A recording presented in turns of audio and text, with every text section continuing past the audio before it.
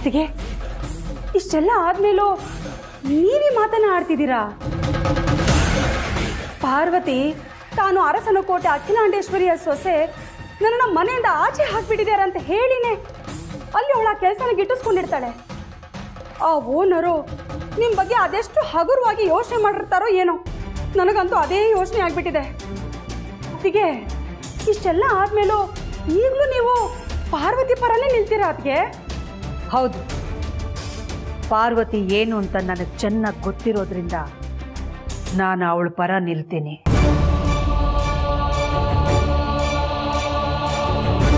ನನ್ನ ಪಾರ್ವತಿ ತಾನು ಕೆಲಸ ಮಾಡೋ ಜಾಗದಲ್ಲಿ ಅರಸನ ಕೋಟೆ ಸೊಸೆ ಅಂತ ಹೇಳ್ಕೊಂಡೇ ಇರಲಿಲ್ಲ. ನಾನು ಅರಸನ ಕೋಟೆಯಲ್ಲಿ ಕೆಲಸ ಮಾಡ್ತಿದ್ದೆ ಅಂತ ಹೇಳ್ಕೊಂಡಿದ್ಲು.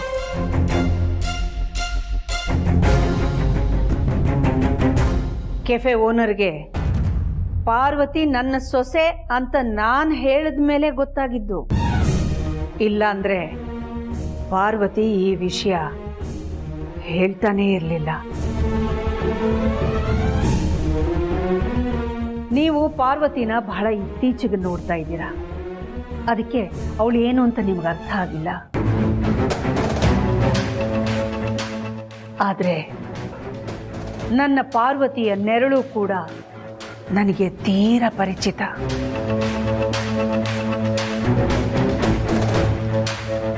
ಅವಳು ಯೋಚನೆ ಮಾಡೋ ರೀತಿ ನನಗೆ ತೀರಾ ತೀರಾ ಆಪ್ತ. ಅಖಿಲ, ಈಗ ಏನ್ ಮಾಡೋಣ? ಆ ಕೆಫೆನ ಪಾರ್ವತಿ ಹೆಸರಲ್ಲಿ ಪರ್ಚೇಸ್ ಮಾಡೋಣ. ಮಾಡಿ ಪಾರ್ವತಿಗೆ ಗಿಫ್ಟ್ ಕೊಡೋಣ. ತಗೋತಾಳೆ ಅನ್ಸುತ್ತಾ? ಬಲವಂತ ಮಾಡೋಣ.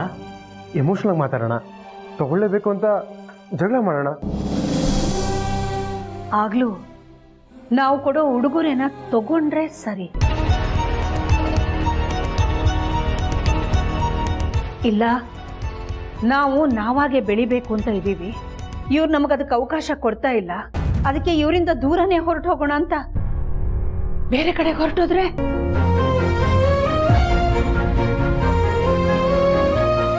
ಈಗಾದ್ರೆ ಔಟ್ ಹೌಸಲ್ಲೇ ಇದ್ದಾರೆ. ಟೆರೆಸಲ್ಲೋ ಬಾಲ್ಕನಿಲೋ ನಿಂತ್ಕೊಂಡ್ರೆ ಕಣ್ಣು ಕಾಣ್ತಾರೆ. ದಿನ ಅವರನ್ನ ನೋಡ್ಬೋದು. ಬೇಡ ಅಂತ ಅವ್ರೇನಾದ್ರೂ ದೂರ ಹೋಗ್ಬಿಟ್ರೆ ನಾವು ಈ ನಮ್ಮ ಸಂತೋಷನೂ ಕಳ್ಕೋಬೇಕಾಗತ್ತಲ್ಲ ರಘು? ಹಾಗಂತ ಅದಕ್ಕೇನ ಹಾಗೆ ಕಷ್ಟಪಡಕ್ ಬಿಡೋದಮ್ಮ. ಬೇರೆ ದಾರಿನೇ ಇಲ್ಲ ಪ್ರೀತು. ಆದಿ ಪಾರ್ವತಿಗೆ ತಮ್ಮ ಅಸ್ತಿತ್ವನ ಕಂಡುಕೊಳ್ಳೋ ಆತರ ಇರಬಹುದು, ಆದ್ರೆ ಪಾರ್ವತಿಗೆ ತಾನು ತಾಯಿ ಆಗ್ತಿದ್ದೀನಿ ಅನ್ನೋದರ ಅರಿವಿದೆ. ಅವಳ ಮೊದಲ ಯೋಚನೆ ಹೊಟ್ಟೆಲಿ ಬೆಳೀತಾ ಇರೋ ಮಗು ಬಗ್ಗೆನೇ ಇರುತ್ತೆ. ಎಷ್ಟೇ ಕಷ್ಟಕರವಾದ ಕೆಲಸ ಮಾಡಿದ್ರೂ ಕೂಡ ಹೊಟ್ಟೆಲಿ ಬೆಳೀತಾ ಇರೋ ಮಗುವಿನ ಯೋಗಕ್ಷೇಮದ ಬಗ್ಗೆ ಕಾಳಜಿ ಇದ್ದೇ ಇರುತ್ತೆ.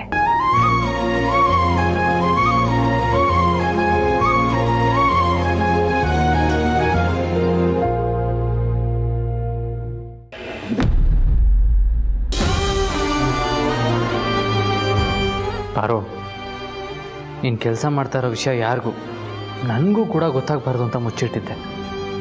ಆದರೆ ಹೇಗೋ ನನಗೆ ಆ ವಿಷಯ ಗೊತ್ತಾಯಿತು.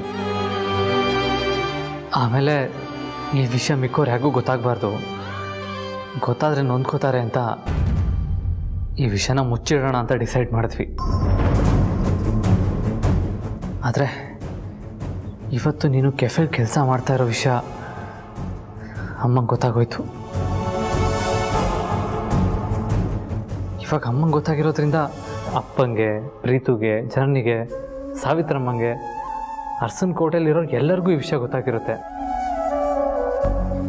ಈ ವಿಷಯ ಮೂರನೇವರಿಂದ ಗೊತ್ತಾಗೋಕ್ಕಿಂತ ಮುಂಚೆ ನಾವು ಹೇಳ್ಬಿಡ್ಬೇಕು ಪಾರು. ಸರಿ ಯಜಮಾನ್ರೆ.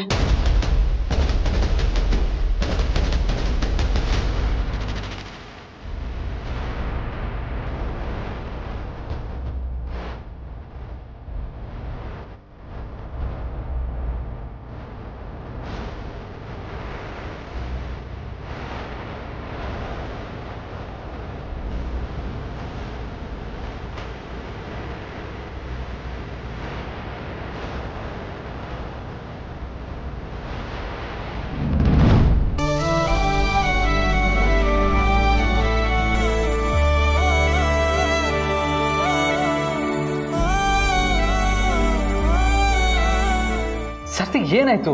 ನೀವೇ ಕೈ ಮುಗಿತಾ ಇದ್ದೀರಾ? ನಮ್ಮಿಂದ ತುಂಬ ದೊಡ್ಡ ತಪ್ಪಾಗಿದೆ ದೊಡ್ಡ ಯಜಮಾನ್ರೆ. ನಿಮ್ಗೆ ಗೊತ್ತಾದರೆ ಖಂಡಿತ ಕ್ಷಮಿಸೋದಿಲ್ಲ. ತಪ್ಪನ್ನು ಹೇಳ್ಕೊಳ್ಳೋದಕ್ಕೆ ಮುಂಚೆನೇ ಕೈ ಮುಗಿದು ನಿಂತಿದ್ದೀನಿ ನಿಮ್ಮ ಮುಂದೆ. ದಯವಿಟ್ಟು ಕ್ಷಮಿಸ್ಬಿಡಿ ನಮ್ಮ ತಪ್ಪನ್ನ ದೊಡ್ಡ ಯಜಮಾನ್ರೆ. ಸಾಥಿ, ಫಸ್ಟ್ ಆಫ್ ಆಲ್ ನನ್ನ ಸಾರ್ಥಿಯಿಂದ ಯಾವ ತಪ್ಪು ನಡೆಯೋದಕ್ಕೂ ಸಾಧ್ಯ ಇಲ್ಲ. ಆ ನಂಬಿಕೆ ನನಗಿದೆ. ಆದರೂ ನಮ್ಮಿಂದ ತಪ್ಪಾಗಿದೆ ಅಂತ ಹೇಳ್ತಾ ಇದ್ದೀರಾ.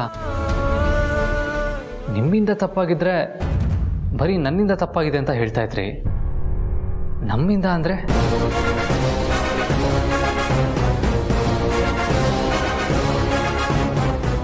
ಯಾರ್ಯಾರಿಂದ ಏನು ತಪ್ಪಾಗಿದೆ? ಮಗಳು ಪಾರ್ವತಿಯಿಂದ.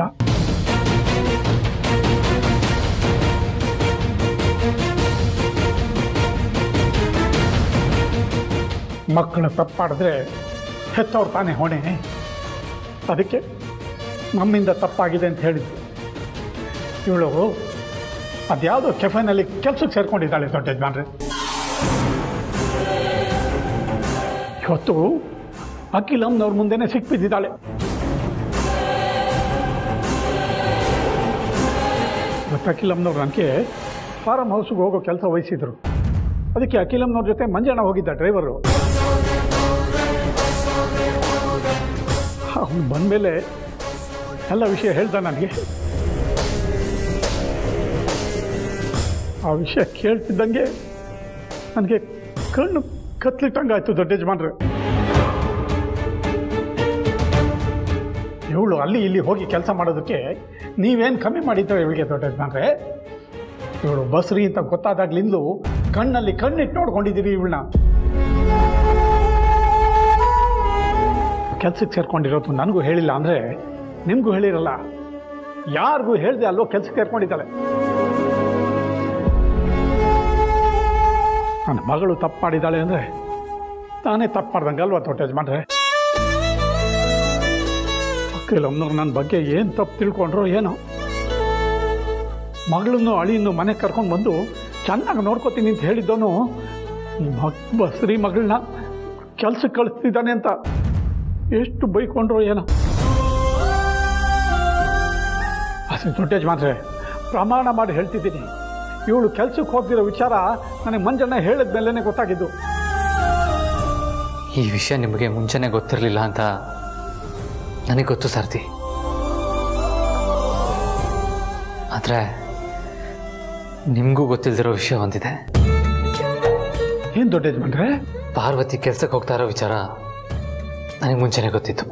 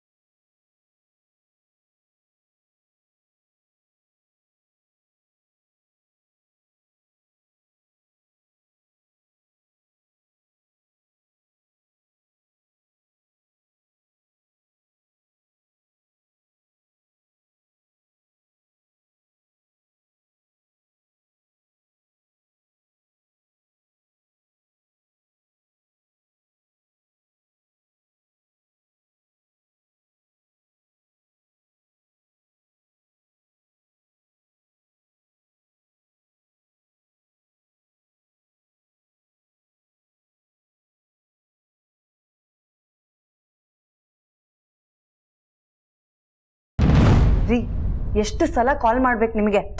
ನನ್ನ ಮಾವ ಅರೆಸ್ಟ್ ಆಗಿ ಎಷ್ಟು ದಿನಗಳಾಗಿದೆ, ಇನ್ನೂ ಯಾಕೆ ಅವ್ರು ಬೇಲ್ ಅರೇಂಜ್ ಆಗಿಲ್ಲ? ಐ ಡೋಂಟ್ ಕೇರ್, ನನ್ನ ಮಾವ ಜೈಲಿಂದ ಹೊರಗೆ ಬರ್ಬೇಕಷ್ಟೇ. ನೆಕ್ಸ್ಟ್ ಹಿಯರಿಂಗ್ವರೆಗೂ ಕಾಯ್ತೀನಿ. ಅಷ್ಟರಲ್ಲಿ ನನ್ನ ಮಾವ ಹೊರಗೆ ಬಂದಿಲ್ಲ ಅಂದರೆ ನೀನು ಲಾಯರ್ ಆಗಿ ಉಳಿದಿರಲ್ಲ, ಅರ್ಥ ಆಯ್ತಾ? ಫ್ರೆಂಡ್ಸ್, ಅದೇನಂದರೆ ದಿನ ಅನುಷ್ಕಾ ಯೋಚನೆಯಲ್ಲಿ ತುಂಬ ಬೇಜಾರಾಗೋಗ್ಬಿಟ್ಟಿತ್ತು. ಅದಕ್ಕೆ ಫಸ್ಟ್ ಟೈಮ್ ಈ ದಾಮಿನಿ ರೀಲ್ಸ್ ಮಾಡಿ ಅಪ್ಲೋಡ್ ಮಾಡಬೇಕು ಅಂತ ಮನಸ್ಸು ಮಾಡಿದ್ಲು. ಅದಕ್ಕೆ ಸೂಪರಾಗಿರೋ ರೀಲ್ಸ್ ಮಾಡಿದ್ದೀನಿ. ನಾಳೆ ಇದನ್ನು ಅಪ್ಲೋಡ್ ಮಾಡಿ ಹಾಂ ಎಷ್ಟು ಲೈಕ್ಸ್ ಬಂತು, ಏನೇನು ಕಮೆಂಟ್ಸ್ ಬಂತು ಅಂತ ನಾನು ನಿಮಗೆ ಹೇಳ್ತೀನಿ. ಸರಿನಾ? Bye friends. ಏನು ಹೇಳ್ತಿದ್ದೀರಿ ದೊಡ್ಡ ಯಜಮಾನ್ರೆ ನೀವು? ಪಾರ್ವತಿ ಕೆಲಸಕ್ಕೆ ಹೋಗ್ತಿರೋ ವಿಚಾರ ನಿಮಗೆ ಮುಂಚೆನೇ ಗೊತ್ತಿತ್ತಾ? ಇಲ್ಲ ದೊಡ್ಡ ಯಜಮಾನ್ರೆ, ಇವಳನ್ನ ಬಿಟ್ಕೊಡೋಕ್ಕಾಗದೆ ನೀವು ಹೀಗೆ ಹೇಳ್ತಿದ್ದೀರಿ ಅಲ್ಲ ದೊಡ್ಡ ಯಜಮಾನ್ರೆ? ಇಲ್ಲ ಸರ್ತಿ, ನನಗೆ ಕೆಲವು ದಿನಗಳ ಹಿಂದೆನೇ ಇವಳು ಕೆಲಸಕ್ಕೆ ಹೋಗ್ತಾ ಇರೋದು ಗೊತ್ತಾಯಿತು.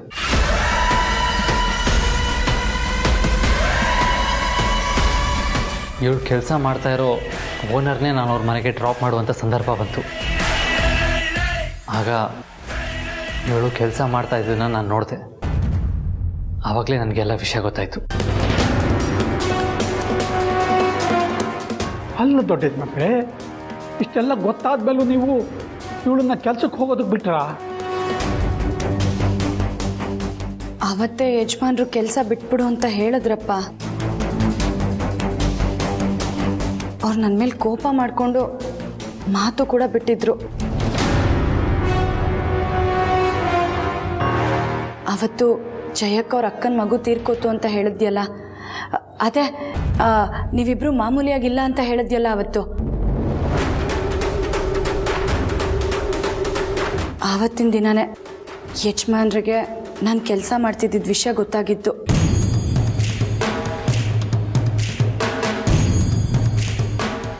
ಕೋಪ ಮಾಡ್ಕೊಂಡಿದ್ರು. ನಾನೇ ಅವ್ರನ್ನ ಕಾಡಿಬೇಡಿ ನಾನು ಕೆಲಸ ಮುಂದುವರ್ಸೋದಕ್ಕೆ ಒಪ್ಪಿಗೆ ಕೊಡಿ ಅಂತ ಕೇಳ್ಕೊಂಡೆ. ಎಷ್ಟು ಧೈರ್ಯದಿಂದ ಈ ಮಾತು ಹೇಳ್ತಿದೀಯೇ? ನೀನು ಅರಸನಕೋಟೆ ಸೊಸೆ ಅನ್ನೋದನ್ನು ಮರೆತು ಬಿಟ್ಯಾ? ಅವತ್ತೊಂದಿನ ನಾವೆಲ್ಲರೂ ಉಳಿತಾಯದ ಬಗ್ಗೆ ಮಾತಾಡ್ತಾ ಇದ್ದಾಗ ಏನಂದೆ ನೀನು? ಅಪ್ಪ, ನೀನು ಚೆನ್ನಾಗಿ ನಿಭಾಯಿಸ್ತಿದ್ದೀಯಾ, ಉಳಿತಾಯದ ಬಗ್ಗೆ ನಾನು ನಮ್ಮ ಯಜಮಾನರು ಯೋಚನೆ ಮಾಡ್ತೀವಿ ಅಂತ ಹೇಳಿದೆ. ಗಣಿ ಅವತ್ತೇ ಡೌಟ್ ಪಟ್ಟ.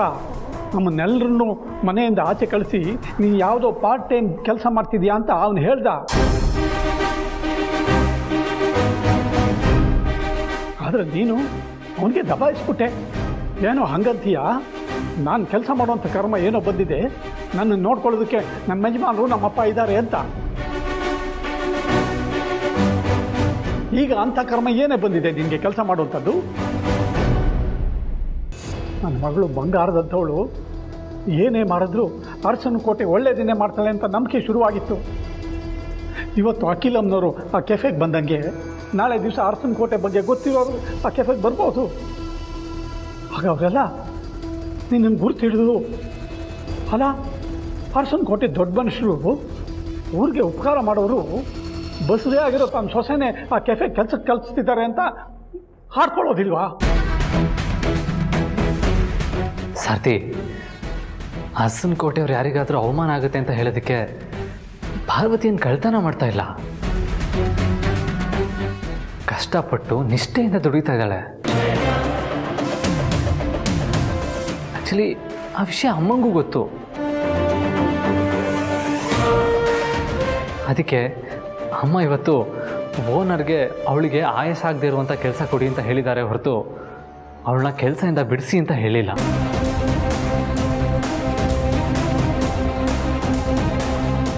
ಆಯಿತು ದೊಡ್ಡ ಯಜಮಾನ್ರೆ, ಹೊರಗಿನವರು ವ್ಯಂಗ್ಯ ಮಾಡಿ ಮಾತಾಡದೆ ಇರ್ಬೋದು. ಸ್ವಂತದವ್ರಿಗಾದರೂ ಇವಳು ಮಗುನ ಹೊಟ್ಟೆಯಲ್ಲಿ ಇಟ್ಕೊಂಡು ಕೆಲ್ಸಕ್ಕೆ ಹೋಗ್ತಿರೋದು ನೋವಿನ ವಿಷಯ ಅಲ್ವಾ? ನೀವೇ ಹೇಳಿ ದೊಡ್ಡ ಯಜಮಾನ್ರೆ, ಯಾಕೆ ಹೋಗಬೇಕು ಇವಳು ಕೆಲಸಕ್ಕೆ? ರತ್ನವೇಣಿ ಕಾರಣಕ್ಕೆ.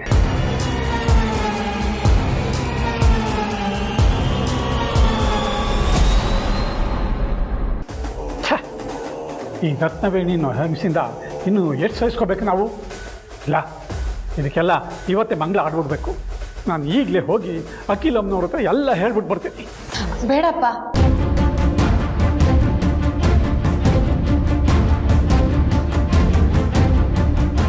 ಯಾಕೆ ಬೇಡಮ್ಮ? ಜನನಿಗೋಸ್ಕರ ಅಪ್ಪ. ಹೌದು ಸಾರ್ಥಿ, ಜನನಿಯವ್ರ ಚಿಕ್ಕಮ್ಮ ತುಂಬ ಸ್ವಾರ್ಥಿ, ತುಂಬ ಸಣ್ಣ ಬುದ್ಧಿಯವರು. ಆದರೆ ನಮ್ಮ ಜನನಿ ಹಾಗಲ್ಲ, ಬಂಗಾರದಂಥ ಹುಡುಗಿ. ಅವಳಿಗೇನಾದರೂ ಅವಳ ಚಿಕ್ಕಮ್ಮನಿಂದ ನಮಗೆ ನೋವಾಗ್ತಾ ಇದೆ ಅಂತ ಗೊತ್ತಾದರೆ ಬೇಜಾರಾಗಲ್ವ ಸಾರ್ಥಿ? ತಕ್ಷಣ ಅವ್ರ ಚಿಕ್ಕಮ್ಮನ ಊರಿಗೆ ಕಳಿಸ್ತಾಳೆ, ಸಂಕಟ ಪಡ್ತಾಳೆ. ಆದರೆ ಅಲ್ಲಿಗೆ ಅದು ನಿಲ್ಲಲ್ಲ, ಅವಳು ಗಿಲ್ಟ್ ಫೀಲ್ ಮಾಡ್ತಾನೆ ಇರ್ತಾಳೆ ಸಾರ್ಥಿ. ಅದೆಲ್ಲ ಬೇಕಾ? ಬೇಡ ಅಲ್ವಾ ಅಪ್ಪ? ಅದಕ್ಕೆ ನಮ್ಮ ಪಾಡಿಗೆ ನಾವು ಸುಮ್ಮನೆ ಇದ್ಬಿಡೋಣ. ನಮ್ಮ ಪಾಡಿಗೆ ನಾವು ಸುಮ್ಮನಿರ್ತೀವಿ ಅಂದರೂ ಬಿಡ್ಬೇಕಲ್ಲಮ್ಮ ಆ ರತ್ನವೇಣಿ ಇಂಥವ್ರು. ಕೋಪ ಮಾಡ್ಕೋಬೇಡ ಅಪ್ಪ. ಹಾಗೆ ನೋಡೋದಕ್ಕೆ ಹೋದರೆ ನಾವು ರತ್ನವೇಣಿಯವ್ರಿಗೆ ಧನ್ಯವಾದಗಳು ಹೇಳಬೇಕು. ನೀನು ಈ ರೀತಿನಲ್ಲಿ ಕೆಲಸ ಮಾಡಿ ಬೆಳೆಯೋ ಅಗತ್ಯ ಇಲ್ಲಮ್ಮ, ಬಿಟ್ಬಿಡು ಆ ಕೆಲಸನ. ಬೇಕಿದ್ರೆ ಅರಸನಕೋಟೆಯಲ್ಲಿ ನಾನು ಡ್ರೈವರ್ ಕೆಲಸ ಮುಗಿದ್ಮೇಲೆ ಇನ್ನೊಂದು ಕಡೆ ಪಾರ್ಟ್ ಟೈಮ್ ಕೆಲಸ ಹುಡುಕೋತೀನಿ, ನಾನು ದುಡಿತೀನಿ. ಆದರೆ ನೀನು ಈ ಪರಿಸ್ಥಿತಿಯಲ್ಲಿ ಹೋಗಿ ಕೆಲಸ ಮಾಡೋದು ನನಗೆ ತುಂಬ ನೋವಾಗುತ್ತಮ್ಮ. ನನಗೂ ಅಷ್ಟೇ ಅಪ್ಪ. ವಯಸ್ಸಾದ ಅಪ್ಪನ ಕೈಲಿ ದುಡಿಸ್ಕೊಂಡು ತಿಂತಾ ಇರೋದೇ ಬೇಜಾರಿನ ವಿಷಯ. ಈಗ ಅದರ ಜೊತೆಗೆ ರಾತ್ರಿ ಮಲಗೋ ಸಮಯದಲ್ಲೂ ನಾನು ನಿನಗೋಸ್ಕರ ಕೆಲ್ಸಕ್ಕೆ ಸೇರ್ತೀನಿ ಅಂತ ಹೇಳ್ತೀಯಲ್ಲ, ಅದನ್ನು ನಾನು ಹೇಗಪ್ಪ ಸಹಿಸ್ಕೊಳ್ಳಿ? ನಮ್ಮ ಮಗುನ ಜೋಪಾನ ಮಾಡೋದಕ್ಕಾದ್ರೂ ನೀನು ಆರೋಗ್ಯವಾಗಿರ್ಬೇಕಲ್ವ ಅಪ್ಪ? ಇದು ರತ್ನವೇಣಿ ಅಂತವ್ರ ವಿರುದ್ಧ ನನ್ನ ಯಜಮಾನ್ರ ಜೊತೆಗೆ ನಮ್ಮ ಮಗುವಿನ ಹೋರಾಟ ಅಪ್ಪ. ಇದನ್ನ ನಾವೇ ಹೋರಾಡಬೇಕು,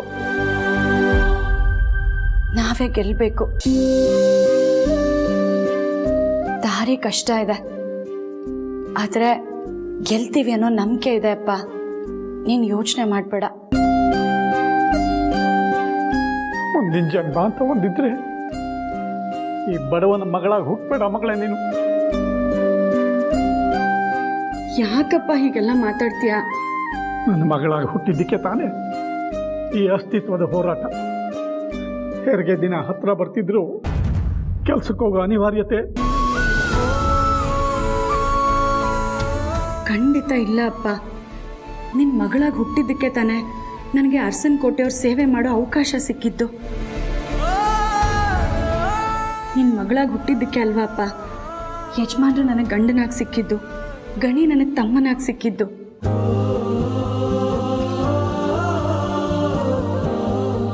ನಾನು ಅವತ್ತು ಹೇಳ್ದ ಹಾಗೆ ನನಗೆ ಇನ್ನೊಂದು ಜನ್ಮ ಅನ್ನೋದಿದ್ರೆ ಅಲ್ಲಿ ನೀವೆಲ್ಲರೂ ನನ್ನ ಜೊತೆಗಿರಬೇಕು.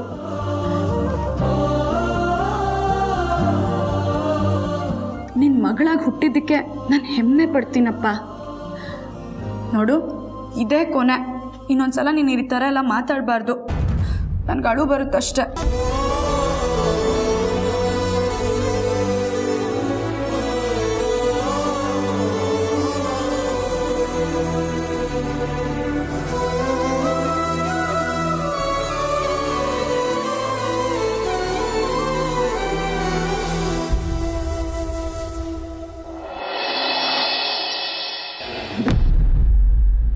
ಫ್ರೆಂಡ್ಸ್, ಈ ದಾಮಿನಿ ನೆನ್ನೆನೇ ರೀಲ್ಸ್ ಮಾಡಿದ್ದಾಳೆ. ನಾಳೆ ಬೆಳಗ್ಗೆ ಎದ್ದ ತಕ್ಷಣನೇ ಅಪ್ಲೋಡ್ ಮಾಡ್ತೀನಿ ಅಂತ ಹೇಳ್ದೋಳು. ಇನ್ನೂ ಯಾಕೆ ಅಪ್ಲೋಡ್ ಮಾಡಿಲ್ಲ ಅಂತ ಯೋಚನೆ ಮಾಡ್ತಿದ್ದೀರಾ? ಟೆನ್ಷನ್ ಆಗ್ತಿದೆ ಫ್ರೆಂಡ್ಸ್. ಫಸ್ಟ್ ಟೈಮ್ ರೀಲ್ಸ್ ಮಾಡಿದ್ದೀನಲ್ವಾ, ಅಪ್ಲೋಡ್ ಮಾಡಿಬಿಟ್ರೆ ಏನೇನು ಕಮೆಂಟ್ಸ್ ಬರುತ್ತೋ, ಲೈಕ್ಸ್ ಬರುತ್ತೋ ಇಲ್ಲವೋ ಅಂತ ಟೆನ್ಷನ್ ಆಗ್ತಿದೆ. ಏನು ಮಾಡಲಿ? ಹಾಂ, ನನ್ನನ್ನು ಕಮೆಂಟ್ ಮಾಡೋದಕ್ಕೆ ಯಾರಿಗೆ ಧೈರ್ಯ ಇಲ್ವೋ ಅಂಥವ್ರಿಗೆ ರೀಲ್ಸ್ನ ತೋರಿಸಿ ಅವ್ರ ರಿಯಾಕ್ಷನ್ ಏನಂತ ನೋಡಿ ಆಮೇಲೆ ಅಪ್ಲೋಡ್ ಮಾಡ್ತೀನಿ. ಓಕೆನಾ? ಈ ಅರಸನಕೋಟೆಯಲ್ಲಿ ಆ ಥರದವ್ರು ಯಾರಿದ್ದಾರೆ?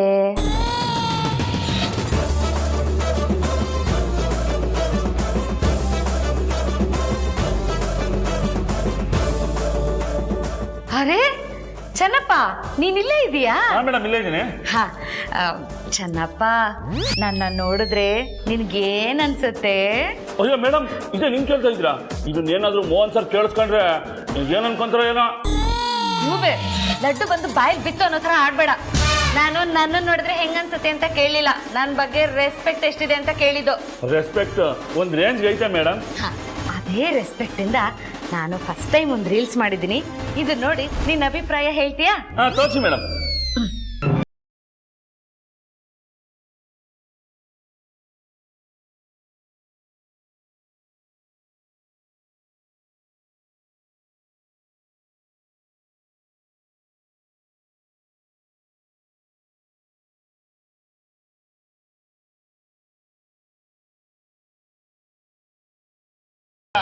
ಆವಿನ ವೇಷ 12 ವರ್ಷ, ನನ್ನ ರೋಷ 100 ವರ್ಷ. ನಾವ್ಯಾರು ಇನ್ನ ಸ್ಟಾಪ್ ಪೂರ್ತಿ ನಿಮ್ಮನ್ನ ದಾಮಿನಿ ಮೇಡಮ್ ಅಂತ ಕರೆಯಲ್ಲ, ನಾಗಿನಿ ಮೇಡಮ್ ಅಂತ ಕರಿತೀವಿ ಮೇಡಮ್. ಜಗದ್ ಬಿಟ್ಟ ಅಂದ್ರೆ ಬಾಯಲ್ಲಿರೋ ಹಲ್ಲೆಲ್ಲ ಬಕ ಬಕ ಅಂತ ಕೆಳಗಡೆ ಬಿದ್ಬಿಡ್ಬೇಕು. ಅಯ್ಯೋ ನಂದೇ ತಪ್ಪು. ಹೋಗಿ ಹೋಗಿ ಮನೆ ಕೆಲಸದವನ ಹತ್ರ ನನ್ನ ಟ್ಯಾಲೆಂಟ್ ಬಗ್ಗೆ ಅಭಿಪ್ರಾಯ ಕೇಳಿದ್ನಲ್ಲ, ನಾನು ತಗೊಂಡು ನಾನೇ ಹೊಡ್ಕೋಬೇಕು. ಹೋಗ ಇಲ್ಲಿಂದ. ನಾನೇ ಹೋಗ್ತೀನಿ. ಇನ್ ಯಾರನ್ನು ಕೇಳಲಿ ನಾನು? ಯಾರಿಗೆ ತೋರಿಸ್ಲಿ ನನ್ನ ರೀಲ್ಸು?